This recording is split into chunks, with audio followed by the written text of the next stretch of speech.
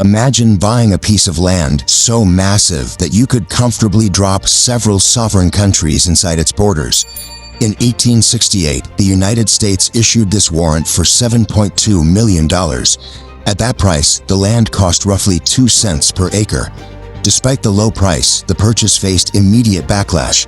Critics argued the government was throwing money away on a region with no future, and the acquisition became a target for public ridicule. This is the story of how that widely mocked purchase became an economic and military foundation for the country. Before it was American soil, Alaska belonged to the Russian Empire. It began as a hub for the fur trade, but by the mid-1800s, maintaining settlements across such a distant, harsh environment had become a financial drain. After the Crimean War, the Russian government worried they would lose the territory to the British Empire during the next conflict. They decided to sell it rather than see it seized for nothing. Secretary of State William Seward negotiated a treaty to take the land off Russia's hands. This 1867 map shows the sheer scale of the borders Seward added to the United States. The American press was unconvinced. Newspapers coined derogatory names for the purchase, including Seward's Folly, Seward's Icebox, and the Polar Bear Garden. Most Americans believed their government had just spent millions on an uninhabitable frozen void. In its first years as a territory, Alaska was seen as a sinkhole for federal funds with no practical use. That perception began to change decades later, when prospectors found gold in the northern terrain. Thousands of people flooded into the territory, enduring the harsh environment for a chance to strike it rich. The gold rush forced the public to reconsider their views. It was the first sign that the region held significant wealth beneath its frozen surface.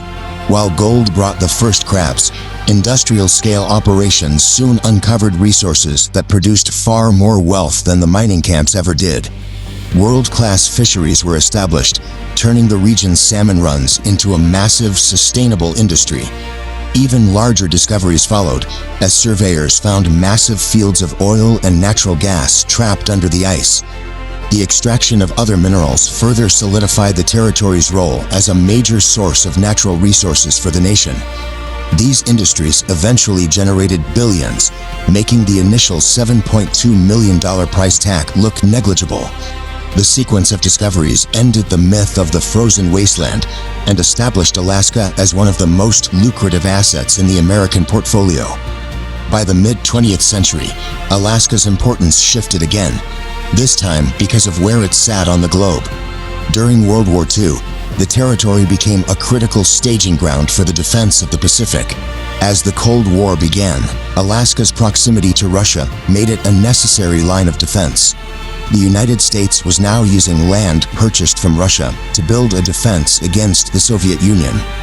By the 1950s, the region was providing both immense national wealth and a vital layer of national security. Given its economic output and military importance, the territory could no longer be kept at arm's length. On January 3, 1959, Alaska was officially admitted to the Union as the 49th state. The region once mocked as a desolate icebox is today a state defined by its wilderness, natural beauty, and economic strength. The purchase that was once the punchline of American politics is now considered one of the most successful deals in history, proving that what is dismissed as a wasteland today can become a foundation of wealth tomorrow.